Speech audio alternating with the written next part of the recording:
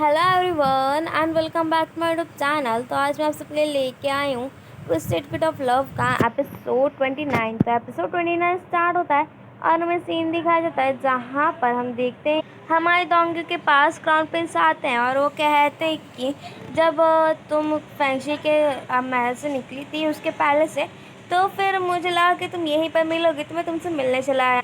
और फिर से क्राउन प्रिंस हमारी डोंकी को ऑफर करते हैं डैट वो फिर से यूफेंग पवेलियन में आ जाए, बट वो मना कर देती है एंड कहती कि सिर्फ फिर से र्यूमर्स फैलने लग जाएंगे, इसकी वजह से मैं आपके रेपुटेशन को तो भाई ख़राब नहीं कर सकती। और फिर वो मान जाते हैं और फिर हम नेक्स्ट में देखते हैं जहाँ पर जो यूरो है वो बैठी होती है। तो फिर फैंक्शियस से एक सवाल पूछता है कि क्या हमारे मेंशन में कोई बहुत अच्छा बांसुरी बजाने वाला है क्या। अब यहाँ पर कहीं ना कहीं तो यूरो को समझ में आ ही गया होता है डैट ये ना डोंगी की बात कर रहे हैं, बट वो कहते हैं कि नहीं, तो बहुत ज़्यादा लोग हैं जो लिटरेचर में अच्छे, बट किसी का बांसुरी में नहीं, ऐसा मुझे तो नहीं पता। तो फिर क्या कहता है फैंक्शी कि मैंने किसी को तो सुना था बांसुरी बजाते हुए, बहुत अच्छा आवाज़ था उसका। तो क्या कहती कि लगता है किसी ने चोरी छुप के सीख लिया होगा।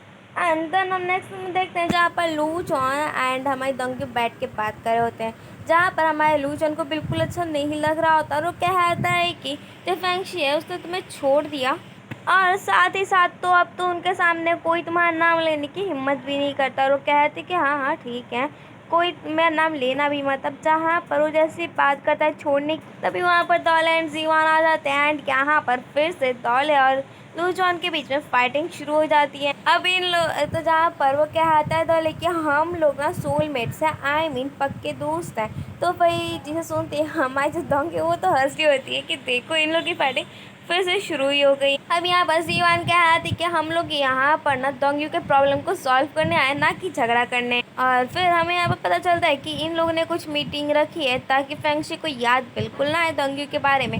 अब यहाँ पर दोंगी बता दी है डैट जो लू चुआन है उसने कैपिटल में कैपिटल जर्नल में बहुत ज़्यादा पास्ट की बातें लिखी हैं। तो सारी के सारी जो कैपिटल जर्नल वाली बुक है उन सबको इकट्ठा करके मतलब ऐसा करना है ताकि फैंक्शी को वो ना दिखे। तो फिर वो जो होती है दोंगी वो कहती है कि दौले को जाने को, बट दौले मना करता है और कहते कि मैं और लू चोन के साथ जाऊँ, बिल्कुल नहीं।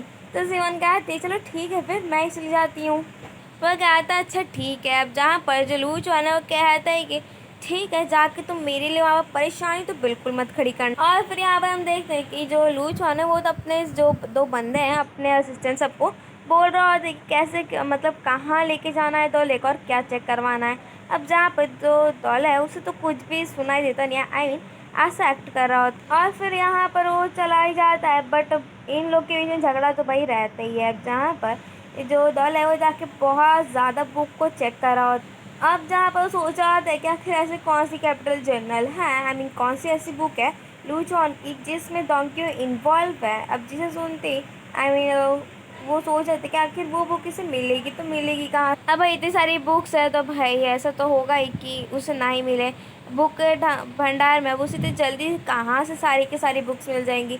अब जहाँ पर से एक बुक मिलती है जिसमें जी1 का इशू लिखा होता है एंड उसमें लिखा होता है कि एक बहुत ज़्यादा ब्यूटीफुल लड़की आई है एंड इसमें ऐसा विश भी उसने लिखा होता है डैट वो उसे शादी करना चाहता है। जहाँ पर से देखते ही बहुत ज़्यादा गुस्से में आता है और तभी वहाँ पर लू चॉन भी आता है, तो उसे पकड़ के ना जितनी बुक्स हैं उन सबको उसके ऊपर ही गिरा ही देता है। मीन फाइटिंग शुरू हो जाती है। तो फिर उसके जो दो असिस्टेंट होते हैं लू चॉन के वो तो दौले को किसी तरह पकड़ लेते हैं। है तो बेचारा तो अभी लू चॉन की कचूमर निकाल देता है। और फिर हम नेक्स्ट में देखते हैं जहाँ जो फैंक्शी वो आया होता है लू यूटोंग के पास और वो तो हाउस अरेस्ट में होता है। तो जहाँ पर जो फैंक्शी वो क्या आता है कि एक्चुअली क्या है कि आपके बेटे का मुझे एक सीक्रेट लेटर आया। और फिर जो फैंक्शी वो कहता है कि चलो बहुत अच्छी बात है, बस कुछ महीने ही हुए हैं और यहाँ पर आपकी आर्मी तैयार हो गई है। यहाँ पर हमें पता चलता है कि जो लू यूतोंग है और उसका जो बेटा, और यहाँ पर जो लू यूतोंग है उसको तो यहाँ पर हाउस अरेस्ट कर दिया गया है, जिसकी वजह से उसका जो बेटा है वो ना एकदम तैयार कर लिया है आर्मी को ताकि वो पहले साउथ में तो मतलब वहाँ पर पहले वो विद्रोह छेड़े और फिर ये बात आई यहाँ पर कैपिटल सिटी में। अब जहाँ पर फैंक्शी कह रहा है कि आपका बेटा तो भाई सच में बहुत ज़्यादा चालाक है क्योंकि इसने कुछ महीनों में ही पूरी आर्मी तैयार करके रख दी है। और फिर उसके बाद वो कह रहे थे कि अगर आपने ये विद्रोह छेड़ दिया तो फिर उसके बाद आप तो पूरे कंट्री में एक गद्दार साबित हो जाओगे। तो कहता है लू यूतोंग की तो इसकी टेंशन मत, बिकॉज मेरे पास इसका एक तरीका है ताकि मैं यहाँ से बाहर निकलूँ। तो फिर फैंगशी पूछता है तो बताता है मेरे पास यहाँ से निकलने का एक तरीका है, और वो बताता है कि मेरे पास इंस्ट्रूमेंट ऑफ सरेंडर है। ऑफ हाउस मतलब उसके पास कुछ ऐसा कागज़ है जिसकी वजह से ना वो बच सकता है। अब आखिरी क्या है ये तो हमें आगे ही पता चलेगा। और फिर यहाँ पर वो जो फैंगशी मांगने की कोशिश करता है डैट वो एक बार देख ले वो इंस्ट्रूमेंट ऑफ सरेंडर को, बट वो कहता है लो तो क्यों मेरे पास नहीं, जब मेरा बेटा आएगा ना तब वो उसके पास है वो। अब जहाँ पर जो फेंगशू मनी मन में कहते कि इसके पास सच में इंस्ट्रूमेंट ऑफ सरेंडर है। और फिर बहला फुसला के जो फेंगशू वो कहता है कि अच्छा ठीक है, आप मुझे क्या ये बता सकते हैं कि आपका बेटा कहाँ पर आएगा ताकि मैं उसको थोड़ा उसकी हेल्प कर सकूँ विद्रोह छेड़ने में। अब जहाँ पर वो मान जाता है लू तोंगा सारी बात बता देता है डैट वो कब मतलब आएगा कैपिटल सिटी में। और फिर ये लोग एक चीज़ करते हैं डैट हाँ मतलब इन लोग का जो कॉपरेशन है ये लोग आगे तक जारी रखेंगे। और फिर हम नेक्स्ट में देखते हैं जहाँ हमारी दोंगे जारी होती है, बट तभी उसे शी एंड यू की स्टोरी दिखाई जाती है। आई मीन वहीं पर बोर्ड लगा होता है एंड हमें ये पता चलता है कि मतलब ये वही वाली स्टोरी जो ये लोग आई मीन हमारी दोंगियो एंड हमारा फ्रेंडशिप मिल के देखा करते थे। और फिर अचानक से हमारी जो दोंगियो बहुत ज़्यादा शॉक हो जाती है बिकॉज उसके सामने से जो फैंगशी वो गुजर रहा होता, बट वह फैंगशी को तो कुछ याद होता नहीं है, इसकी वजह से वो थोड़ा ध्यान देता नहीं है, वहाँ से चला जाता है। अब यहाँ पर हमारी बेचारी दोंगियो सैड हो जाती है बिकॉज उसको पता ही था कि जो फैंगशी उसने तो उसे याद रखा भी नहीं है। हर घर जाने के बाद वो फिर से देखने लग जाती है हमारे फैंगशी का जेट प्लेट और वही सारी ड्राइंग्स जिसमें जो फैंगशी है उसने अपनी मेमोरीज को याद रखने के लिए ड्राइंग बना के रखे थे। और फिर हम देखते हैं जहाँ पर जो ली यूरो है वो एक पेंटिंग टंगवा रही होती है जिसमें एक्चुअली फैंगशी का होता है। अब जो फैंगशी होता है वो कहते हैं कि ये क्या है, तो बताती कि क्या आप भूल गए कि आपकी ये पेंटिंग है। जहाँ वो कहते हैं कि अच्छा इस पे से कपड़ा तो दाओ कम से कम मैं देखो कि आखिर ये कैसी पेंटिंग बनी। एंड ये एक्चुअली होती है हमारी डोंकी और इसकी, बट इसे चेंज करवा के लिए यूरो ने अपना पेंटिंग लगवा लिया। अब जहाँ पर इसे देखते ही वो कहते हैं कि देखो एक्चुअली यहाँ पर बहुत ज़्यादा मिनिस्टर्स आएंगे आई मीन आते जाते रहेंगे, इसकी वजह से तुम ये पेंटिंग अपने कमरे में ही लगवा लो। अब जहाँ पर वो मान जाती है और फिर हम रात का सीन देखते हैं जहाँ पर इसे आई मीन फैंगशी को नींद आ नहीं रही होती है और उसे अपने मतलब जो तकिया है उसके नीचे पिल्लो के नीचे उसे ऐसा लग रहा है जैसे उसने कुछ तो रखा है। और फिर जब उठता है तो उसे याद आता है, मैं सोच रहा था कि वहाँ पर उसने कुछ बुक रखे थे। एंड एक्चुअली मैं बता दूँ आप लोग को कि ये वही वाली बुक है जो हमारी डोंगी के पास अभी है। और फिर हम देखते हैं जहाँ पर जो फैंगशी है वो बहुत ज़्यादा घबराते हुए मतलब बाहर थोड़ा निकलता है और वो दौरे से पूछता है कि तुम्हें पता है क्या कि आखिर मुझे ये टैटू कहाँ से मिला है, मुझे ये टैटू आखिर दिया किसने है।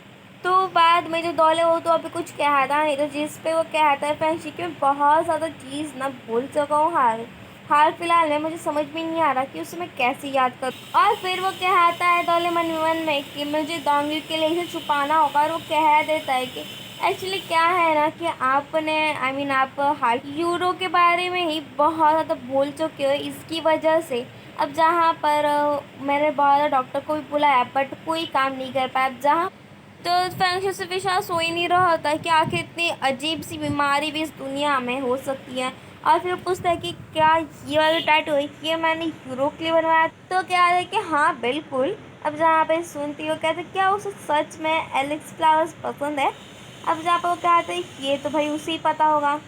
आई मीन यहाँ पर हमारे फैंगशी को लग रहा होता है डैट इसने ये टैटू बस सिर्फ और सिर्फ हमारी ली यूरो के लिए बनाया है। और फिर हम देखते हैं जहाँ पर जो ली यूरो की मेड है वो उसके लिए एक बहुत ज़्यादा अच्छा खासा ड्रेस लाती है और कहती कि आपका ड्रेस तैयार हो गया। तो फिर वो कहती क्या ये करना सच में सही होगा, तो फिर ली यूरो कहती कि और नहीं तो क्या। यहाँ पर जो फैंगशी वो डोंगर के बारे में सब कुछ भूल चुका है एंड उसको लग रहा है कि वो मतलब ली यूरो को पसंद करता था, इसकी वजह से ये मेरे पास परफेक्ट टाइम है ताकि मैं उसके साथ रह सकूँ। अब जहाँ पर हम देखते हैं कि ली यूरो बाद बहुत ज़्यादा अच्छे से तैयार होके जाती है फैंगशी की एंड उसके क्लोज होने लग जाती है, बट जहाँ पर जो फैंगशी है उसे तो ये बात बिल्कुल पसंद नहीं आ रही। तो फिर वो कह रही होती है एंथनी पास की बात याद कर रही होती है। मतलब जो फैंगशी है वो तो ऐसा उसे लग रहा होता है जैसे उसे सबने ये पता है कि वो ली यूरो के साथ रहा करता था अब जहाँ पर उसकी मेमोरी तो गायब हो गई है, बट उसे वैसी वाली फीलिंग तो बिल्कुल नहीं आ रही। अब जहाँ पर लीरो कहने लग जाती क्या मैं यहाँ पर आज रात रुक सकती हूँ, बट हमारा जो फ्रेंड उसे तो ये बात बिल्कुल पसंद नहीं आती और वो कहते कि एक्चुअली क्या है कि मेरी तबीयत थोड़ी ठीक नहीं है, तो आज नहीं, हम लोग थोड़ा बाद में। अब बहुत चीज़ है जो मैं तुम्हारे बारे में बोल, इसकी वजह से मुझे सारी बातों को याद करना है, एंड सारी की सारी बात याद करने के बाद ही मैं तुम्हारे साथ परफेक्टली रह सकता हूँ। अब जहाँ वो भी मान जाती है कि चलो ठीक है, और उसके जाने के बाद जो फ्रेंडशिप मन ही मन में कहता है कि क्या सच में लीरो ही वो पर्सन है जिसे मैं भूल चुका हूँ। खत्म। Thank you, bye bye.